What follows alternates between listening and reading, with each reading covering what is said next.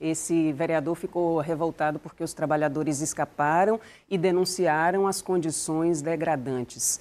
A gente toca até tambor muito bem, temos praias lindas, mas essa não é a nossa única cultura não, viu, vereador? A nossa cultura também é de não se deitar para autoritários, para tiranos, para senhores de engenho. Agora, veja a ironia.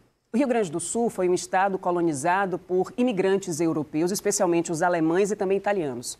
Esses imigrantes não eram pessoas ricas que vieram investir no Brasil, ao contrário.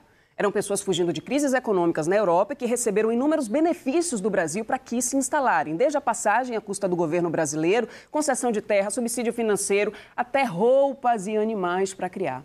Hoje, esse vereador de um estado construído aí com a força de pobres imigrantes discrimina pessoas humildes em busca de oportunidades de trabalho. Ignorando a sua história, se crê superior social e economicamente. A xenofobia é aquele comportamento que rejeita, que exclui, que discrimina, que difama pessoas com base na percepção de que são estrangeiras à comunidade. É a aversão, é o medo, a antipatia diante de quem vem de fora. Muitas vezes está atrelada a uma ideia equivocada de que os estrangeiros representariam um prejuízo ao sucesso econômico do cidadão ou de uma região ou país. O medo da escassez, da crise econômica, somados a preconceitos e estereótipos, geram esse ódio. Eu costumo dizer que o preconceito é, antes de tudo, ignorância. Acredito que os preconceitos costumam ser alimentados por estereótipos e comentários discriminatórios por falta de conhecimento. O racista, por exemplo, que aqui no Brasil diminui pessoas pela cor da pele, geralmente não conhece toda a riqueza e a beleza da cultura negra. Mas o escritor mineiro Luiz Rufato disse uma vez que há uma importante diferença entre ignorância e burrice. Enquanto a ignorância é a falta de conhecimento sobre determinado assunto, a burrice é a incapacidade de compreender a realidade, por teimosia ou arrogância. Ou seja, a ignorância é justificada muitas vezes por causa da baixa escolaridade, da deficiência do sistema de ensino. Já a burrice é imperdoável porque está nas pessoas que se apegam a ideias pré-concebidas, a preconceitos, independentemente do nível de instrução ou da classe social a que pertence. A burrice costuma vigorar em locais permeados pela intolerância, por essa sensação equivocada de superioridade. Para a ignorância, o antídoto é o conhecimento. Já para a burrice, é necessária uma forte repressão social, nesse caso com punições exemplares, como, por exemplo, e no mínimo, a perda de mandato desse homem que se mostra indigno de representar um povo miscigenado como o povo brasileiro. As denúncias são as piores possíveis, de nem roupa de cama ou travesseiros tendo sido fornecidos aos trabalhadores, de trabalhador dormindo em cima da própria mochila, de banheiros imundos e insuficientes, 4 banheiros para 200 trabalhadores, de uma comida que chega, um cardápio repetido dioturnamente, com mau cheiro, com preparo inadequado, com agressões físicas, espancamento, castigos, descaso. Essa história só nos chegou, só se tornou pública porque 3 trabalhadores se jogaram, primeiro de uma altura de 2 metros e na sequência de uma altura de 5 metros, conseguiram fugir, comprar uma passagem de ônibus e acionar a Polícia Rodoviária Federal. Então, repara que as próprias instituições responsáveis por garantir condições dignas de trabalho não fizeram seu papel. Não foi o caso de uma fiscalização do Ministério Público do Trabalho ou do governo gaúcho, de direitos humanos, de Secretaria do Trabalho, terem chegado a partir de condições absolutamente degradantes. Foram os trabalhadores que fugiram daquela região. A servidão por dívida, André, Otávio, Marcelo, é uma das coisas mais absurdas, porque o trabalhador é obrigado a comprar os seus itens de higiene, de alimentação, de complementação, numa loja que pertence ao empregador. E os preços são extorsivos. Nem água era fornecida. Então, assim, é tudo absolutamente escandaloso. A esse ambiente de aguda violação de direitos humanos, antes de direitos trabalhistas, de direitos humanos, você tem essas declarações que são absolutamente lamentáveis, seja desse vereador de Caxias do Sul, seja de uma nota que ontem foi divulgada pelo Centro de Indústria e Comércio de Bento Gonçalves, que atribuía essa situação degradante a uma escassez de mão de obra, uma mão de obra que prefere o assistencialismo ao trabalho, como se isso fosse condições dignas de trabalho. Sadi, eu queria fazer a correlação com essa visão e essas declarações, em particular, do vereador de Caxias do Sul, com o racismo estrutural brasileiro. Isso carrega um pensamento de depreciação da mão de obra negra, e é disso que se está falando, quando está falando da Bahia, dos tambores baianos. Essa é uma declaração profundamente racista, porque se está falando de trabalhadores negros, essencialmente. Para não deixar dúvida, a oposição criada é em relação a trabalhadores argentinos, trabalhadores estrangeiros brancos. A que isso remete? A um modelo de construção de mercado de trabalho do pós-abolição que privilegiou a mão de obra estrangeira imigrante branca europeia em detrimento da mão negra que construiu esse país.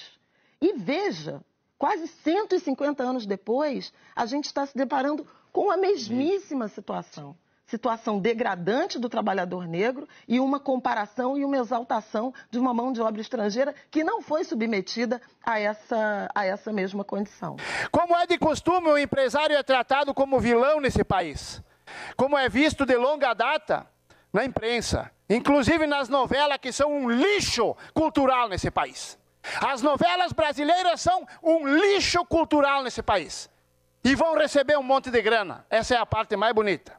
Segundo informações prestadas por uma das vitivinícolas, tudo e qualquer prestador de serviço da Aurora, vou fazer nome, a mesma que os funcionários recebem alimentação de qualidade durante o turno de trabalho, como café da manhã, almoço e janta, sem distinções.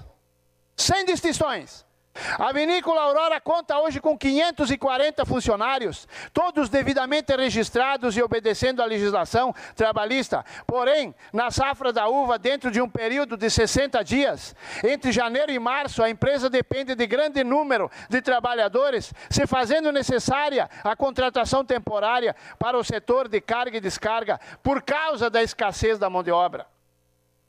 Eu compreendo que existem as ideologias e que cada um defende a sua.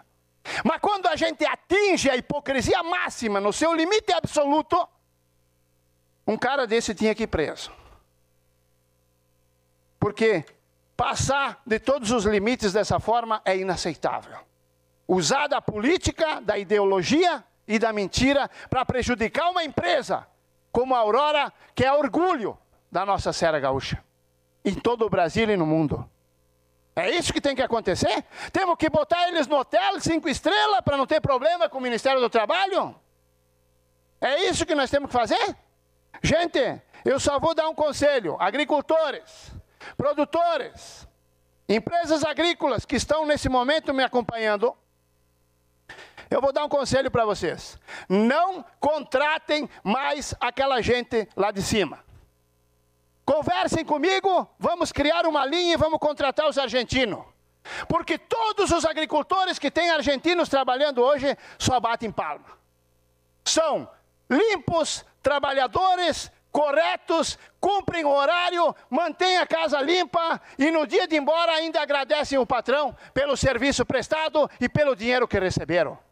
Em nenhum lugar do estado, na agricultura, teve um problema com um argentino ou com um grupo de argentino. Agora, com os baianos, que a única cultura que eles têm é viver na praia tocando tambor, era normal que se fosse ter esse tipo de problema. Então eu quero dizer, ó, deixem de lado que isso sirva de lição. Deixem de lado aquele povo que é acostumado com carnaval e festa, para vocês não se incomodar novamente. Então eu estou fazendo uma nota aqui para todo mundo saber o que o vereador Fantinella hoje pensa, tá?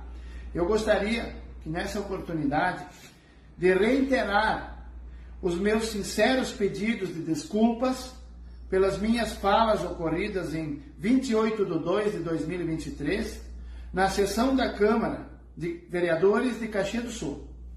E registro que tenho muito apreço ao povo baiano e a todos os norte e nordeste do país.